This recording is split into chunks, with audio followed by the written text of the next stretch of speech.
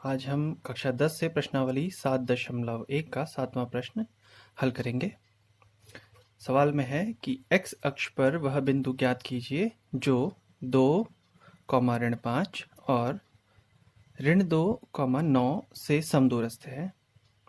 तो हमें यहाँ पर दो बातें ध्यान देनी है कि x अक्ष पर अगर कोई बिंदु है इसका क्या मतलब होता है। तो देखिए हमारे पास x अक्ष पर कई बिंदु यहाँ पर लिए हुए हैं। जैसे ये बिंदु है तो इसके निर्देशांक क्या होंगे? ऋणात्मक 2, 0। अगर ये बिंदु है इसके निर्देशांक क्या होंगे? 1, 0। एक और बिंदु यहाँ पर है, इसके निर्देशांक क्या होंगे? 3, 0।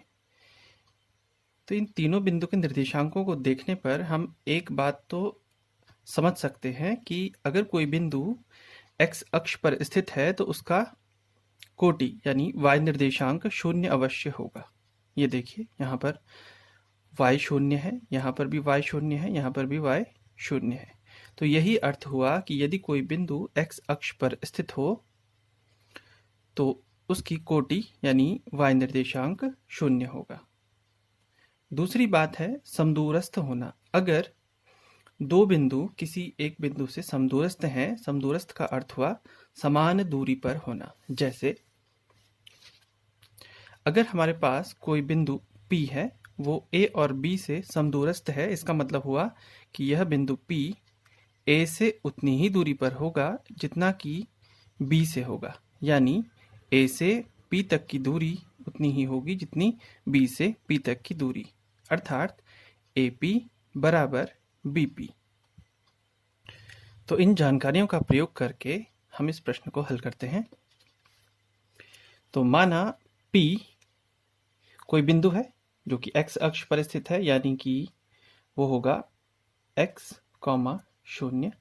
माना P x0 बिंदु, इसको हम नाम दे देते हैं A, 2, ऋणात्मक 5 तथा B इसे नाम दे देते हैं ऋणात्मक 2, 9 से समदूरस्थ है।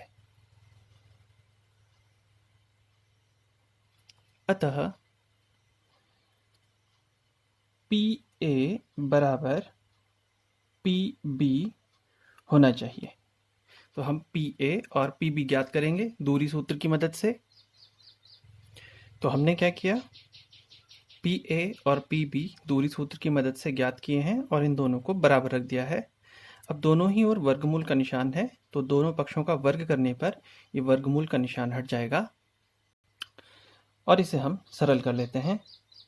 x - 2 का पूरे का वर्ग, x का वर्ग धन 4, 4x धन 5 का वर्ग 25, x धन 2 का होल वर्ग, x का वर्ग धन 4, 4x ऋणात्मक 9 का वर्ग कर लेते हैं 81। देखिए यहाँ x स्क्वायर है, यहाँ भी x का वर्ग है, तो आप एक पक्ष में ले जाइए, ये कट जाएंगे। ये 4x और ये 4x गलत हो गया, सॉरी, ये 4x धनात्मक होना चाहिए। ये 4 से ये 4 कट जाता है, बचा x। 81 में से आप 25 कम कर लेते हैं और ये ऋणात्मक 8 यहाँ आ जाता है, ये बन गया x का मान। तो ये है वो बिंदु x 0, यानी अब ये बन जाएगा ऋणात्मक 7, 0।